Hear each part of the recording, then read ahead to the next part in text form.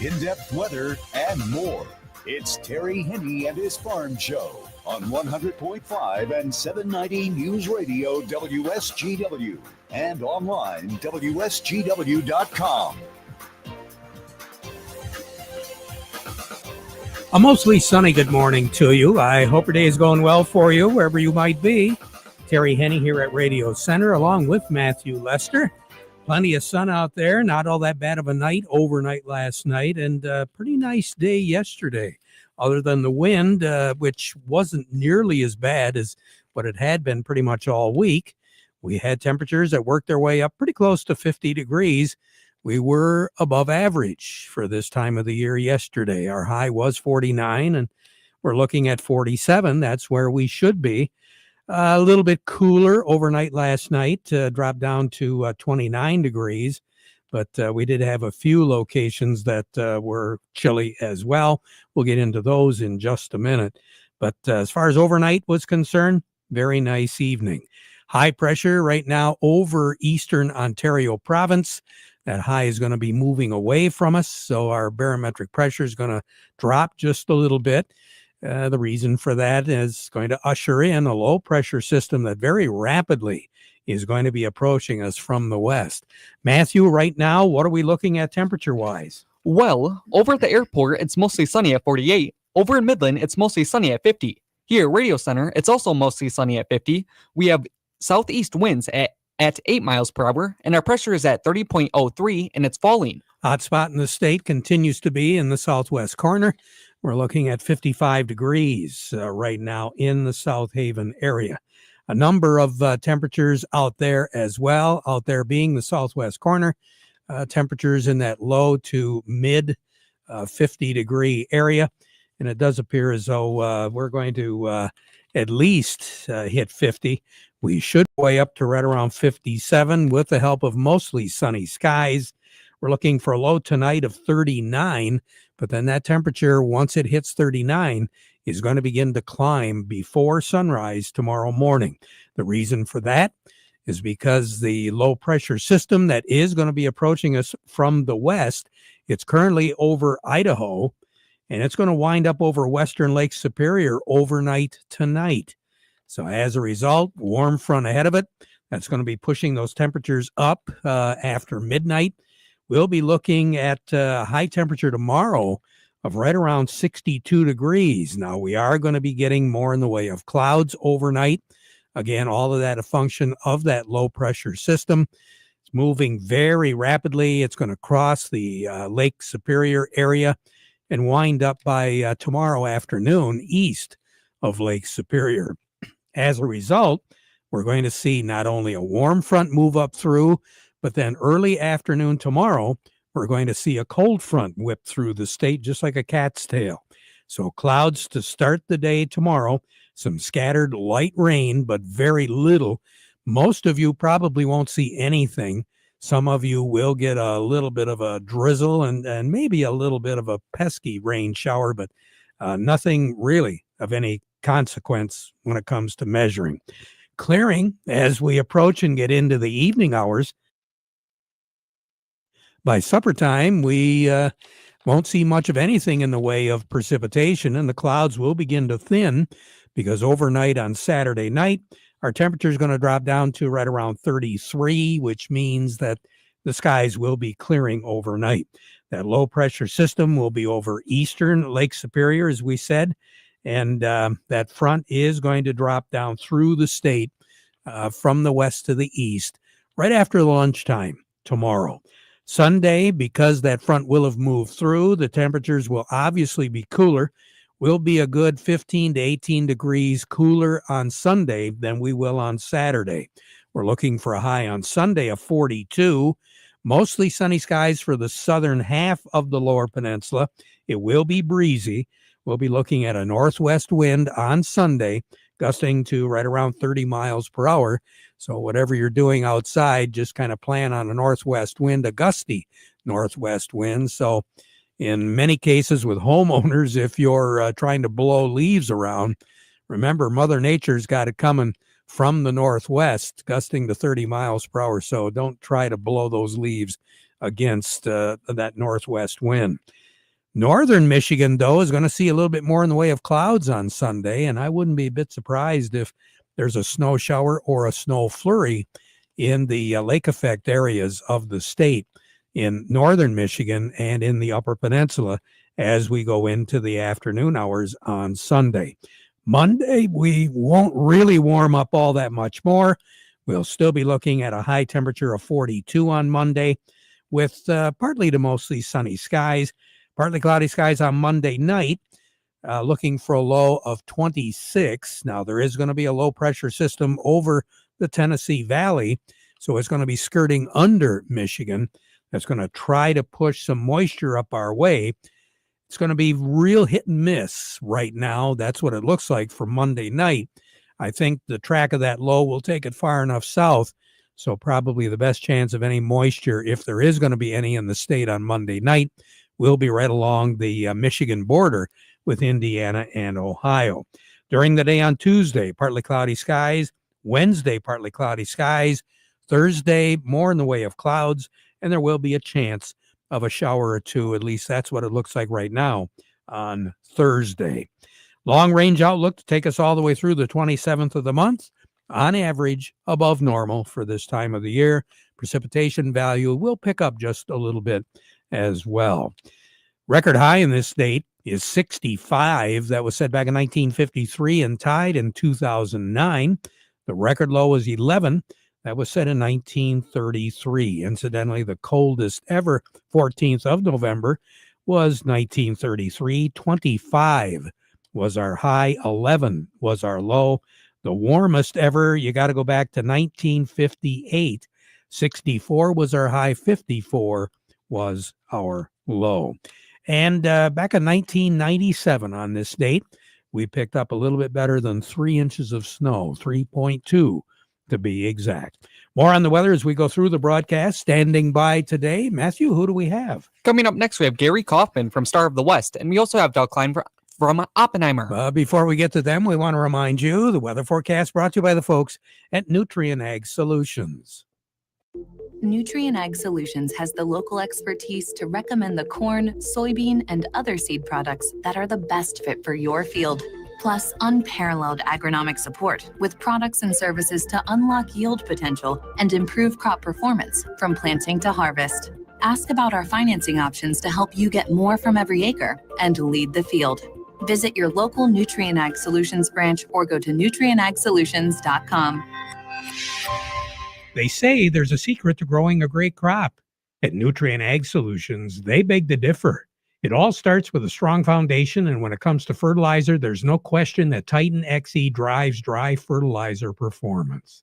They've been unlocking the potential in every prill of dry fertilizer with biocatalyst technology for over a decade. Visit lpi.ag/Titan or contact your Nutrien Ag Solutions crop consultant to drive your crop's potential today. Farm Service brought to you today by the folks at RoofMax. AskBenHow.com. I did, and I was glad that I did, because you just don't think of a roof when it comes to maintenance until something goes wrong, until you got a leak, until you got shingles that are blowing around. Well, you don't want to wait for that. You just want to make sure that you get a free roof assessment and get it taken care of now. That's how you do it. You give Ben a call at 989-859-6751 or go to askbenhow.com. It's that simple. Remember, you maintain your equipment. Your roof means maintenance too. And RoofMax does deliver with its restored flexibility and life-extending opportunity with your roof. You will save thousands of dollars and one big headache. A little care today will save you a whole lot more tomorrow. AskBenHow.com, 989-859-6751. We say good morning to Gary Kaufman over at Star of the West. Gary, good morning. How are you? No, it sounds like we've got a bad connection there, Gary. I'll tell you what, we'll try to call you back, all right? All right. Gary Kaufman over at Star of the West. Do we have Doug on the line with us right now, Matthew? Let's check in with Doug Klein over at Oppenheimer first. Doug, good morning. Well, good morning. Yeah. Much clearer signal there. How you doing? I'm good. How you doing? Hey, not too bad. It's Friday. My God. There's a government report, isn't that's coming out today too? I heard that. Yeah. Mm-hmm. So the market's just kind of playing it close to the vest, or what are they doing? Waiting for the lies. Oh boy. Yeah, who knows? Yeah, like you said, playing it close to the vest. Crude oil's up about $1.50. Precious metals taking a pretty heavy hit. Silver's down almost 4% today. So I don't know. The manipulating traders are making a lot of money while the average guy just stands there and goes, "What's going on?" I would be in that category right there. Well, there's two of us. Jeez, old Pete's. Yeah, we had a really brutal day on the stock market yesterday. Started out quite brutal today, kind of almost rallying around. The Dow's only down about 1/3%. S&P's actually up about 1/3%, and the Nasdaq's up about 0.5%. Yeah, they're really ugly on Bitcoin. Fell below $95,000 today. Can't remember what the high was, but I'm thinking about 135,000 was the high. And so that's getting kind of, ugly. Again, I'm just watching from the sidelines because out of my pay grade and over my head. Yeah, so like I said, a lot of new lows in the tech. I mean, that just comes around in a real big hurry. You have a high one day and 2 weeks later you're setting at a low, and holy mackerel, it's fast. But I don't know. We'll have to see what happens Monday. I'm kind of shell-shocked from yesterday, so I don't really want to do any major moves today. So here's your numbers. December corn 441 1/4, down 1/4 penny. The March corn is 455 1/2, unchanged. January soybeans 1146 1/4, down 3/4 penny. The March soybeans 1156 3/4, unchanged. December wheat 536 1/2, up 3/4 penny, and the March wheat is 551 1/2, down 3/4 penny. Sugar's having a good day, up almost 4%, almost back to 15 cents a pound, or $15 a hundredweight. So that's coming back. The crude oil is 60.13, up $1.49. Heating oil is 254.77, up 8 1/4 cents. Gasoline 201, up a nickel. And natural gas is 388 1/4, down 10 3/4 cents. Over to currencies, Canadian dollar, US dollar buys $1.40.24 Canadian. That's down 8 ticks. The dollar buys 154.56 yen. That's up 1 tick. The euro's at 116.14, down 17 ticks. The dollar's at 99.28, up 13 ticks. And so the metals are getting hammered, as I mentioned. Gold is $4,100.80, down $93.70. Silver's at $51.19, down $1.98. Platinum's at $15.74.70, down $39.20. Copper's at $509.70. That's down 2.65 cents. Whoa. A little bit of a drop there. Mm-hmm. Uh-huh. Oh, well. Good way to end the week, huh? I say. Nothing but up for next week. Okay. Okay, sure. You have a good one. Thanks, Doug. You too. Doug Klein over at Oppenheimer. Farm Service brought to you today by the folks at Thumb Bank, working with agriculture since 1895. Farming does have a whole lot of challenges. A lot of changes have to be made with your operation as you try to contend with those challenges. Thumb Bank can help. They've got the experts there to work with and work through things. They've got 13 locations throughout the Thumb and the Great Lakes Bay Area, too. Thumb Bank, where relationships are built on trust. Market Report also brought to you today by the folks at the Michael Sarr Crop Insurance Agency. They are licensed to serve all of Michigan with both conventional and organic crop insurance. You can get a hold of their agents directly on their cell for questions or emergencies, or you can call the office in Reese, 989-868-4722. That's the Michael Sarr Crop Insurance Agency. Well, let's see if Gary Kaufman is still all choked up about those market prices. Gary, let's try it again. How you doing? I'm doing good, Terry. Hopefully you can hear me better now. Much better. Much better. I'll tell you, modern day Marvel electronics. I don't know how to... it's been a challenge with the phones here for some reason today. I don't know what it is, if it's our end or everybody else's end, but I think it's our end. One call it comes through good, the next call not so much. So Well, we've had our share over here too, so I can identify with you. What's going on with the markets today? We've got this government report coming up? yeah, today's a big day for kind of a first data dump from the USDA here today, Terry. We got the November WASDA report, so this will be our first production and stocks and yields and reports since September. So it's been a bit. Expectations are for corn is a cut in both the yield and production.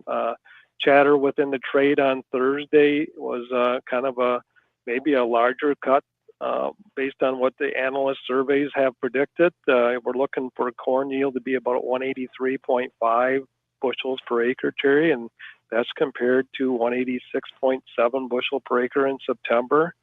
And then there's some talk that yield could be closer to 180. So, we'll get a better look at, actual corn export demand over the next several weeks as the USDA plays catch up with some of the daily sales made over the shutdown. But yeah, everybody's expecting lower yields, and they're expecting corn demand.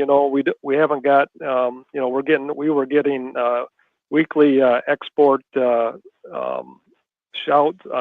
Just reports every time a sale was made, but it's not official. But we hope to catch up on all these exports reports and the next 2 to 4 weeks here as we move forward. So yeah, that'll be nice.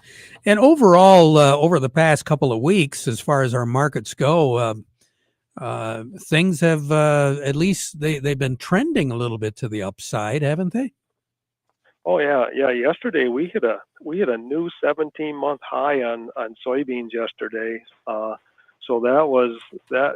That in itself tells the tale. Yeah, we've got some slowly moving up markets, and let's hopefully the USDA doesn't take it all away with a bearish report today. But yeah, we've had some great pricing opportunities, Terry, for the growers out there, and they've been taking advantage of them not only for this crop year, but a little bit of pricing being done for the 2026 crop year as well. So it's a good time for the growers to get a hold of their marketer, whoever that may be, and kind of talk through some strategies potentially. So yeah, I think that'd be a great idea. So right now on the board at Star of the West, what have you got? What we got is cash wheat up a penny, 522 on the white, 447 on the red. New crop for 2026 down a penny at 564 on the white, 479 on the red. Let's call cash and current crop corn unchanged at 392. New crop for next year down a penny at 412.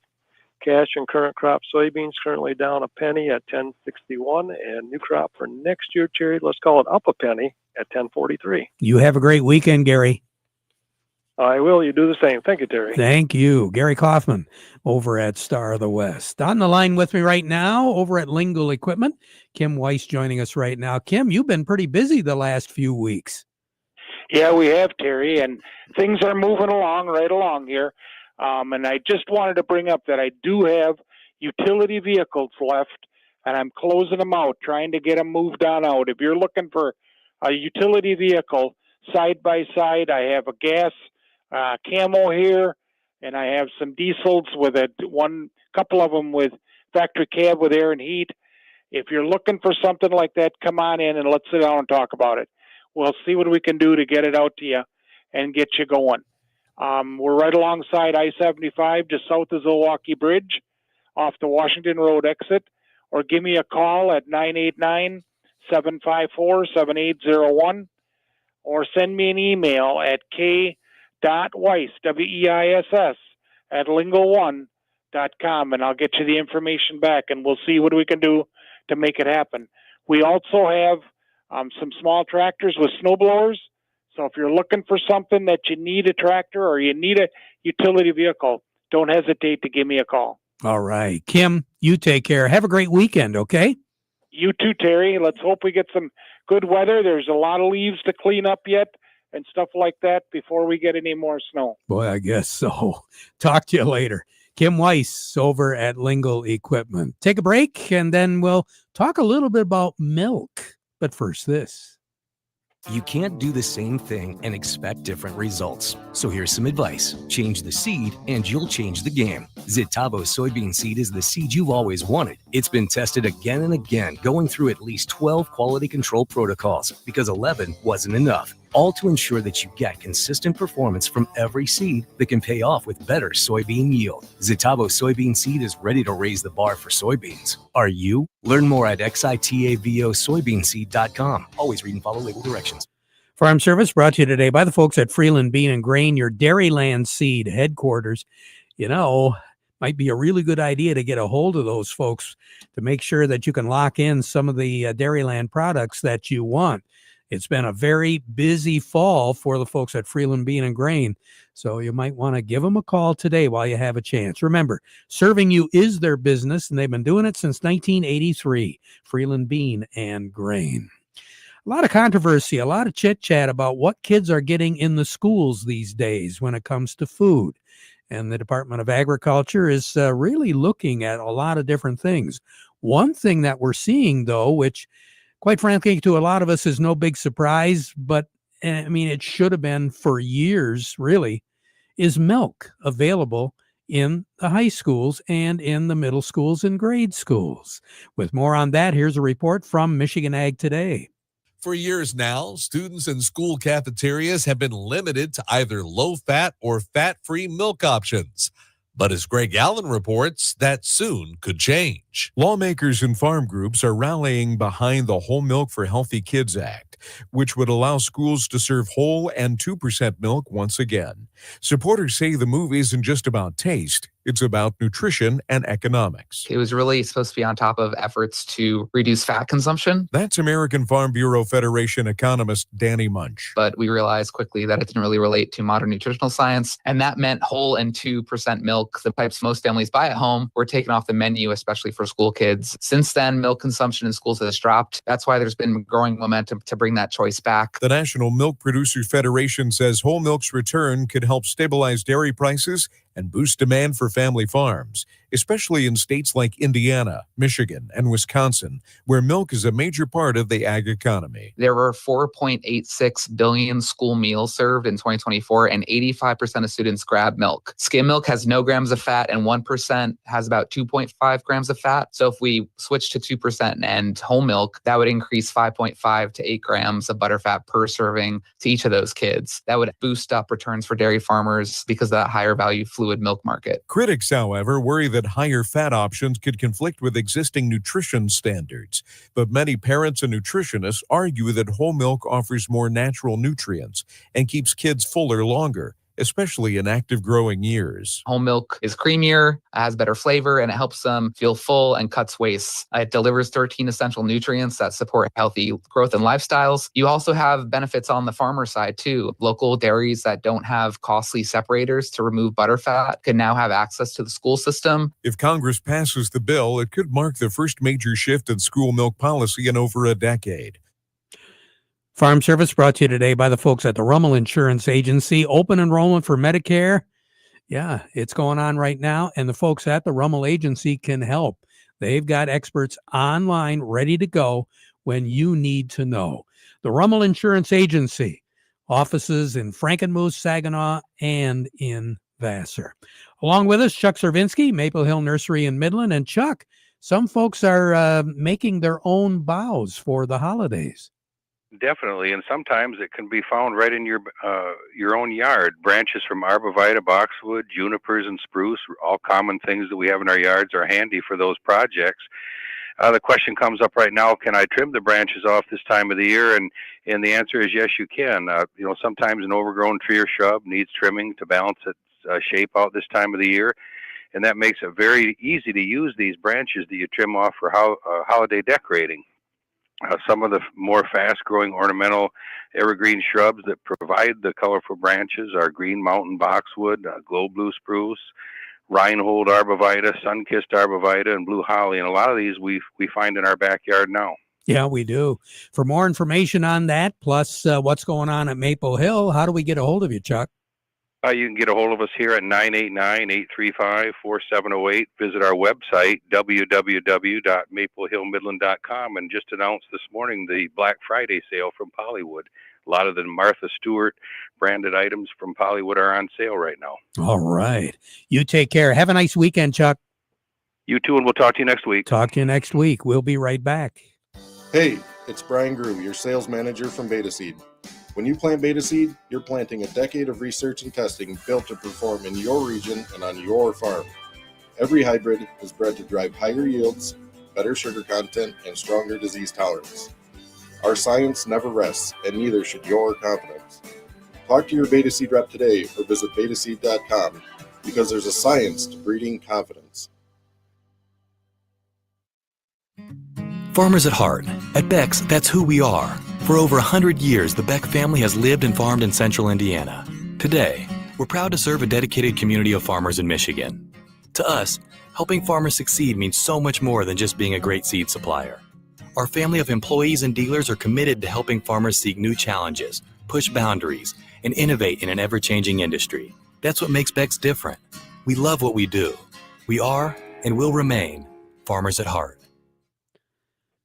We'll be back at 12:30 with an update, so you stick around for that. We now conclude our program with the playing of our national anthem, brought to you by Euclid Avenue Coin in Bay City.